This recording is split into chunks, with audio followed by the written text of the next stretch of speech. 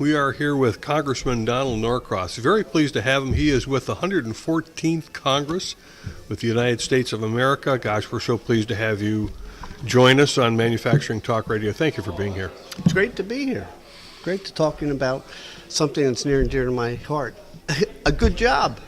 Yes, right? That's right. The best social program in the world. It's a good job. So is it really true that you're the electrician for the state congressional house?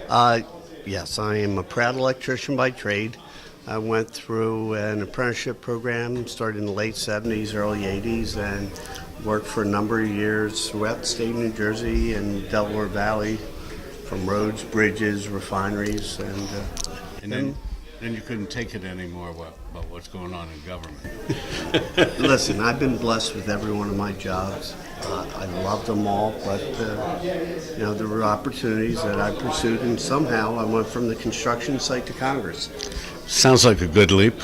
Listen, I've seen a lot worse. Actually, it is a very big plus in that you're bringing a different set of experiences. You're bringing those to a Congress that there's 211 attorneys. There's only one electrician, one carpenter, one iron worker, and one painter.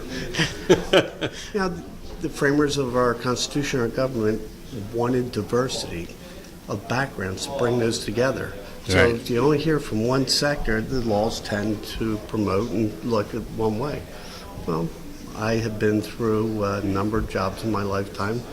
My career was as an electrician, so unemployment, the cycles of jobs, and quite frankly, if manufacturing isn't here in New Jersey, we're not building any plants. So as I used to say for my guidance counselors who thought the only way to be successful was to go to college, I said, you want to go to college for some, but some people have to be able to build the college. Yeah, that's true. Never looked at it that way. Congressman, it's quite a leap from I'm an electrician's apprentice, to I'm running for Congress. What touched your heart to make you make that leap? That's a great question, and it goes fundamentally to the issue that I'm bringing up, is that it appeared that we were only hearing from one area, one sector of society. Now, I worked in the labor movement. I wanted to make sure that the men and the women on the floor of the factory, as much as those who own the factories, had a voice in what was going on. The idea of aligning those on the floor of the factory with the owner is what happens every day. It's called a partnership. One side will not win without the other side being involved. So we wanted to make sure there was some balance there and take the voice of working men and women to Washington. Great. We certainly appreciate you being there. So with the resurgence of manufacturing coming on very strong, particularly this past year, when Tim and I started Manufacturing Talk Radio 4 years ago, it was completely an entirely different environment. Little did we know that we were walking into a major boom which is happening.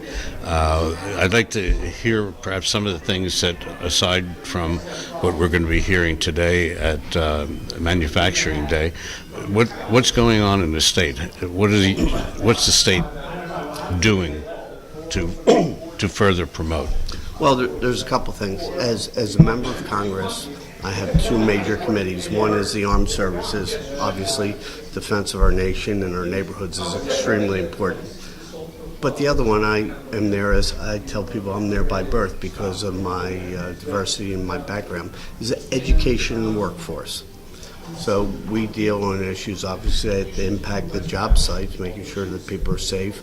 But the other side of that committee is about education. Education comes in many shapes and sizes, obviously elementary. But the one area that we're focused on that is dealing in New Jersey today is about how do we prepare the next generation of workers. We hear all the time that they're not coming in with the skill sets because we're doing the same thing the same way all the time.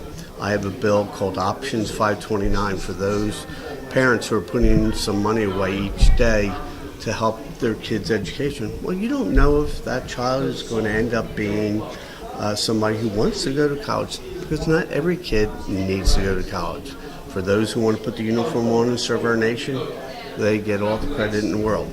We need to make sure that instead of focusing on a piece of paper that says you did 4 years at a certain college, that we're looking at the career that leads to, the job. And I am so proud of New Jersey when we're talking about building it here in America. People used to associate that with, it's not important.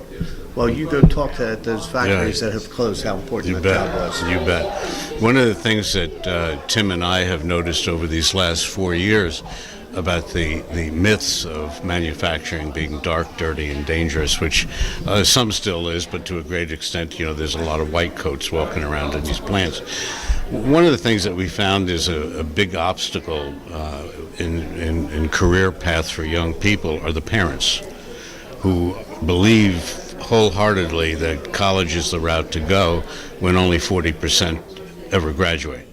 So what about the education of the parents? It's a great point. And my education committee have been invited over to Switzerland to look at what I call the European model. Right. And a remarkable thing happened last time I was in the airport in Germany. There's a gentleman, probably about 45 years old, who was taking care of making sure the bathrooms were in the correct condition.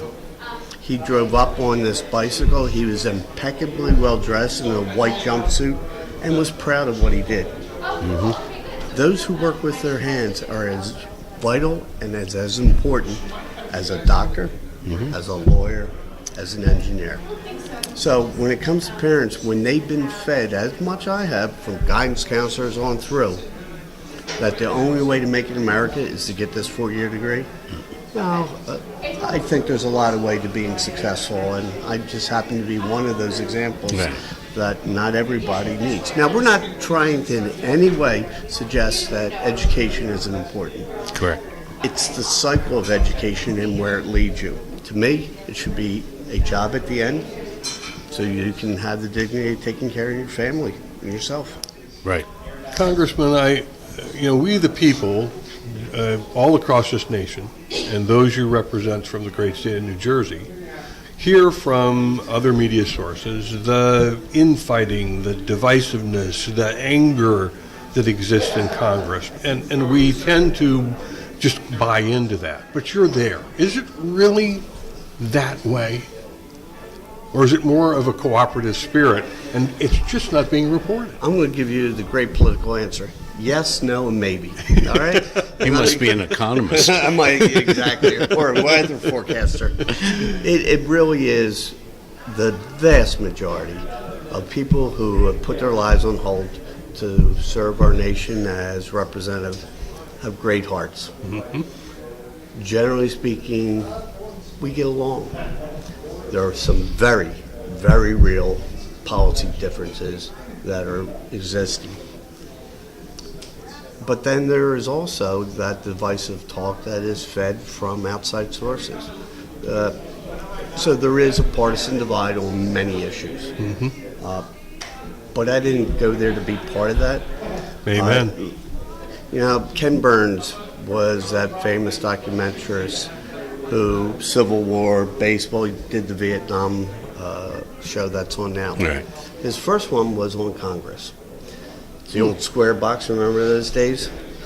And it opens up with about 10 minutes of interviews from former members of Congress, from press, from academia, all talking about this great concept that democracy in our country is built on. And what was it? Compromise. Compromise is not a dirty word. It's how we coexist every day. Anybody who's married, I think, understands what compromise is. That's right. No, I take the loss. And those who didn't understand it, as you might have understand, it is taking about those different ideas, those feelings that people have, and say, how do we make this work together? Just as two people come together when they're married, I'm going to guess they don't believe and agree on everything. So the idea is not contributing to it. Some people say it's frustrating. To me, frustration gives a connotation that you're sort of giving up. I find it a challenge. How can I go together? So for instance, the 529 apprenticeship Right. piece I'm talking about, Pat Meehan, a Republican from Pennsylvania, he and I talked about it. Great idea, and we're doing it together. What about the party leadership, though? Well, the party leadership are the leaders by definition. But one of the areas that I think that is contributing to some of the dysfunction that you're referring to comes from campaign finance reform. They can drop a couple $1 million in a week or two before a race to change the outcome. I don't think that's what the founding fathers of our country had in mind. Probably not. We all understand this is a democracy. We should have a word in it. But just because you have the most money makes you the loudest in the room, and I don't think that's the way it should work. So I think comprehensive campaign finance reform is extremely important. Is that something that's going to happen?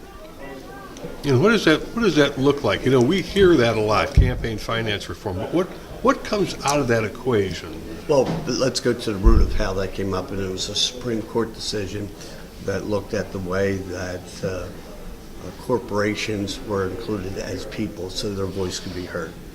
It gets very complicated very quickly. The bottom line that most people look at is one person, one voice. You agree with somebody, you vote that way. Somebody shouldn't have the rules made so their voice is the loudest simply because they have the most money. Mm-hmm. That's not the way it should be. I would agree. Congressman, thank you very much for sitting with us. Love the speech. A lot of optimism. Keep working for the people. Thank you. Good to be here. Appreciate having you. Thank you so much.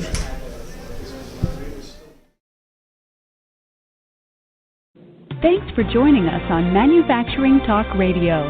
You can hear our next broadcast each Tuesday at 1 p.m. Eastern Standard Time at mfgtalkradio.com.